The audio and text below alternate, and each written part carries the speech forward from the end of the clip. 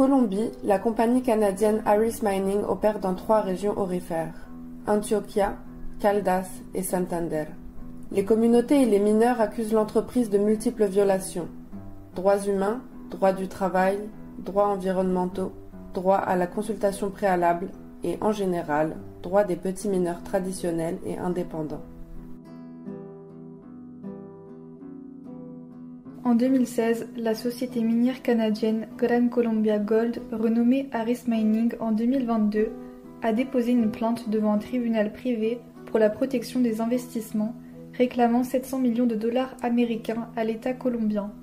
L'entreprise affirme que les petits mineurs des municipalités de Marmato, dans le département de Caldas, ainsi que de Segovia et Remedios, dans le département d'Antioquia, ont envahi ces mines et ont extrait illégalement des minerais portant ainsi atteinte aux intérêts de la compagnie. La réalité est bien différente. L'exploitation minière indépendante à petite échelle a toujours existé en Colombie. Elle fait partie intégrante de l'économie familiale de subsistance. Aris Mining menace l'existence de cette activité ancestrale ainsi que la survie des communautés minières traditionnelles. Derrière la plainte déposée par la multinationale minière réside une longue histoire d'abus et de violations envers les communautés. Le gouvernement canadien est complice de ces violations et de la poursuite d'Aris Mining contre l'État colombien. Afin de poursuivre l'État, Aris Mining s'est appuyé sur l'accord de libre-échange Canada-Colombie signé entre Álvaro Uribe et Stephen Harper en 2008. Sur quelles épaules et sur quel territoire les coûts de ces accords avec les compagnies minières pèsent-ils ? Comment les gouvernements ont-ils facilité la dépossession et le pillage des populations qui luttent à main nue ?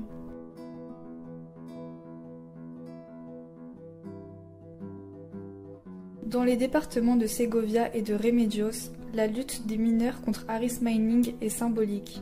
En effet, ils luttent depuis un demi-siècle. Tout a commencé en 1976, lorsque la société américaine Frontino Gold a fait faillite.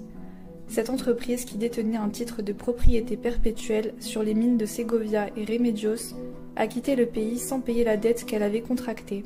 En effet, elle devait payer les salaires et les pensions, mais en compensation de paiement, elle a laissé aux travailleurs et aux retraités les mines, les terres et les machines. Cependant, les travailleurs n'ont jamais hérité des mines.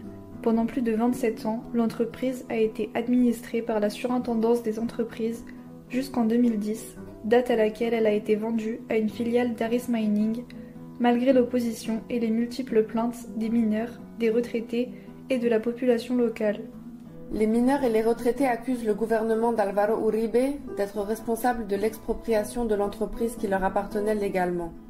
Bien que les populations affectées aient beaucoup lutté, elles se sont toujours heurtées au système de corruption, de violence et d'impunité. Les mineurs, ainsi que la population de Segovia et de Remedios, dénoncent le fait que, dans cette nouvelle colonisation visant à monopoliser l'or en Colombie, le capital canadien bénéficie des déplacements, du harcèlement et des assassinats des mineurs par le biais des paramilitaires et des bandes criminelles. Entre 1998 et 2015, les mineurs de la Frontino Gold, qui luttaient contre la vente de l'entreprise à des capitaux transnationaux, ont subi une répression violente orchestrée par l'État colombien avec l'aide de groupes paramilitaires. À la suite de cette répression, 12 dirigeants syndicaux et 34 travailleurs ont été assassinés, 2 travailleurs ont disparu et 9 ont été forcés au déplacement. Les paramilitaires ont employé des formes de violence de plus en plus cruelles et massives pour combattre les guérillas et attaquer ceux qu'ils considéraient comme leurs sympathisants. Ils ont aussi orchestré le trafic de drogue à leur profit et au profit d'autres politiciens, hommes d'affaires et agents de l'État, décrète le rapport de la Commission de la Vérité en 2022.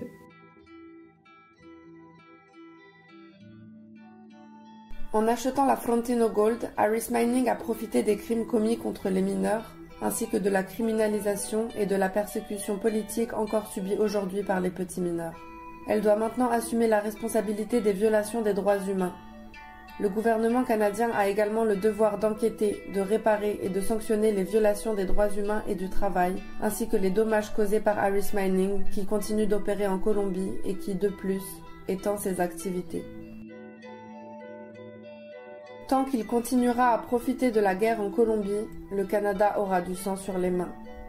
Dans ses campagnes publicitaires récentes et ses rapports de responsabilité sociale, la compagnie Aris Mining prétend soutenir le processus de légalisation des petits mineurs.